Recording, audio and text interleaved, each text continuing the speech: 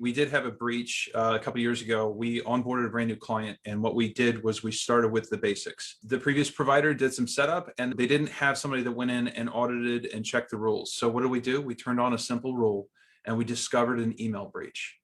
Well, we then did what we were supposed to do. The most interesting thing, even though the breach occurred 6 to 8 months before we even took them on, we actually had done so many different things to actually curtail and stop this. I was told by the forensics team, we actually saved that organization about $35,000 to $40,000 in recovery.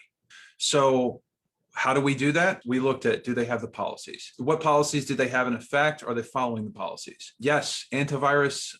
Some people say, oh, antivirus is not needed. It is needed. It's the last thing that we want an alert on because that means somebody's already in, but you still have to have it.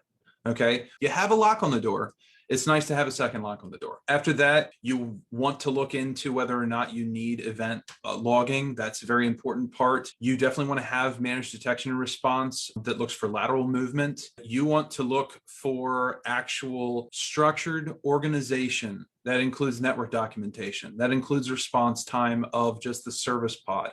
All these different things fall into that basic foundation of what you should have.